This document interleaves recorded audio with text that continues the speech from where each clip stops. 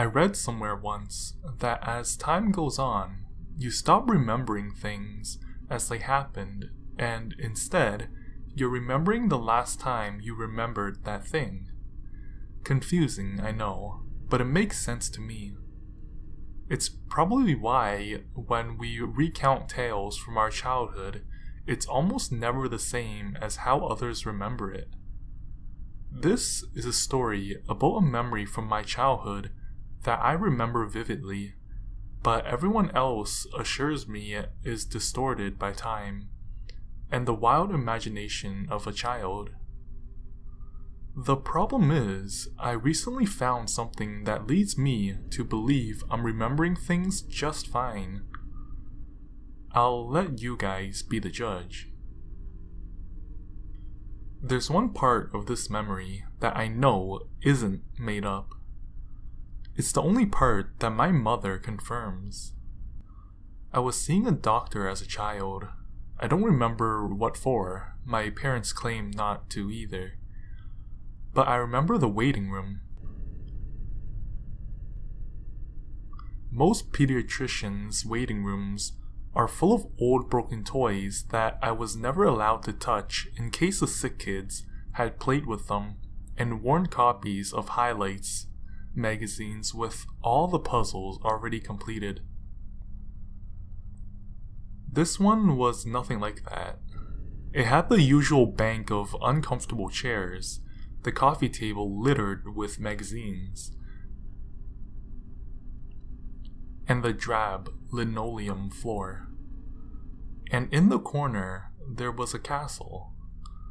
I couldn't have been older than 3 or 4 at the time. I remember my brother hadn't been born yet, and to a child that size, it seemed like a real castle. It was beige and had a rough texture on the outside, giving it the appearance of a large sandcastle. Inside was a small lobby area just big enough for me to stand, then a series of tunnels to crawl through leading up and across the castle. It had the occasional window just big enough for a child's head to peek through and wave at mom and dad, and to let in a bit of light. And at the end of the tunnel was a slide that brought you right back down into the waiting room.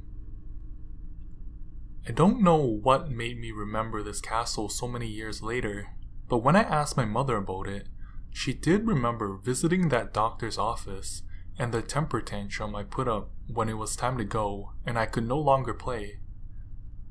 As she stood at the stove preparing dinner and recounted that tale, I laughed and remarked,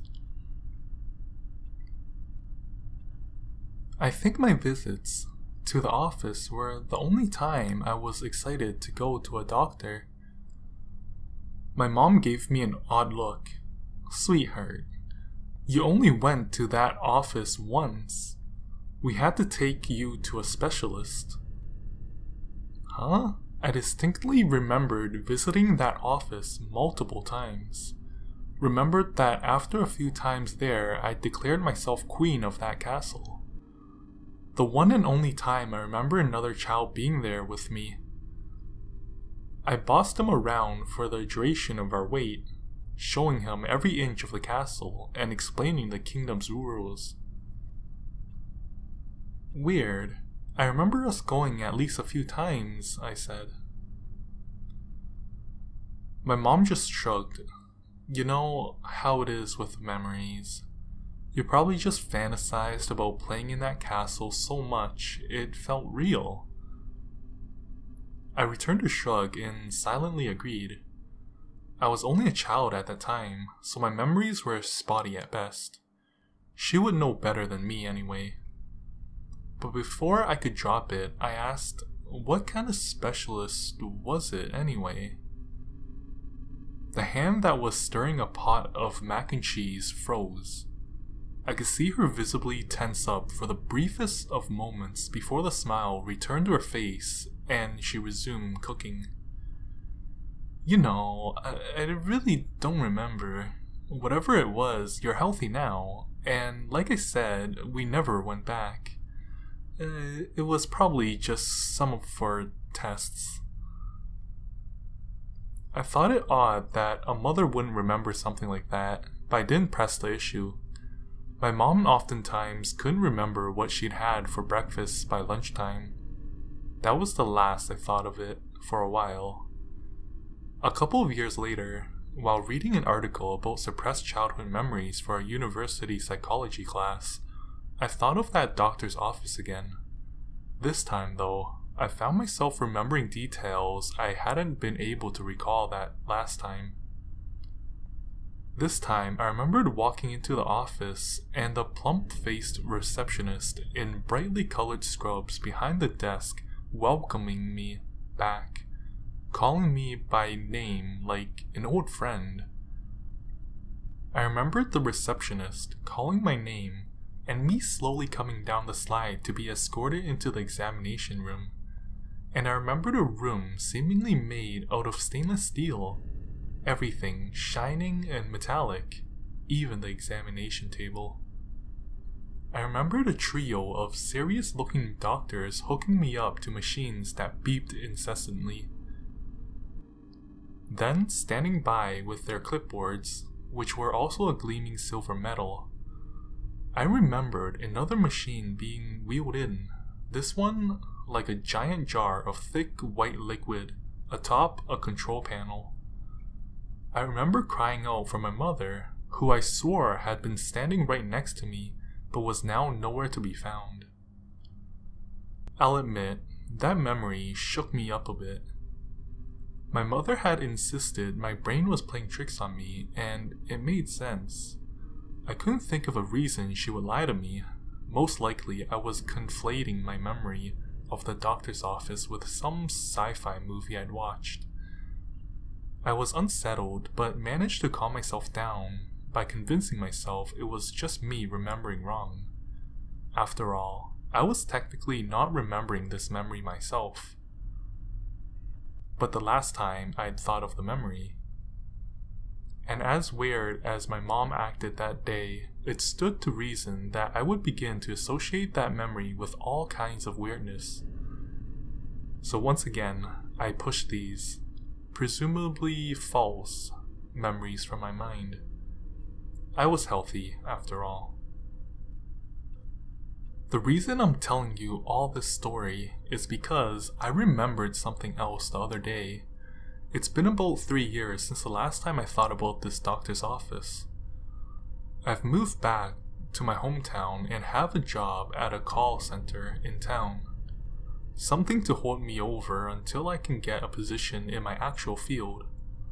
Over the weekend, I was driving through town and passed a building that looked vaguely familiar. I couldn't quite put my finger on it, but as I turned the corner, I started to remember a time I'd driven along this same road as a child, around the age of 5 or 6. I remember being in the back seat next to my brother, who was still a baby. My mom was driving. As we passed the building in question, I pressed my face against the car window and said, "Mommy, can we go? Can we go to the doctor?" I remember jerking a bit as my mom pressed the brake a little too hard. We were at a stoplight and she turned to look at me, her eyes wide. You remember that building? You remember going to the doctor there?" I remember nodding excitedly. "Yeah, I want to play in the castle again." I remember the look in my mom's eyes, like she'd seen a ghost, and how she shook her head as the light turned green and she continued driving, mumbling something about having to get my brother home. I crossed my arm and pouted, upset that I wouldn't be able to play in the castle that day, and gave the baby a dirty look. He was always ruining my fun. I remember hearing my mother mumble, "You weren't supposed to remember that. What they did to you in there? I don't even remember that. The way you cried when they hooked you up to the machine and pumped you full of that stuff." Again, she turned her head to look at me from the corner of her eye. I prayed you never remember what we let them do to you. I remember my parents having a big fight that night, and many nights after that. My mom moved out later that year. I didn't even see her for a few months. When she came back, my parents had legally separated and eventually divorced. At the time, I didn't see how those events could be connected. Now I have to wonder. I haven't asked my mother about this. I'm not even sure if I should. What good would it do? Part of me still thinks and hopes. My brain is just filling in the gaps of my childhood with false memories, things I imagined, and dreams I've had. Another part of me feels like I'm being lied to. The main thing is, I googled every possible combination of words looking for a medical procedure that involves being intravenously injected with a gallon of something that resembles milk of magnesia, and found nothing. I've posted a few medical forums and no one seems to know what I'm talking about.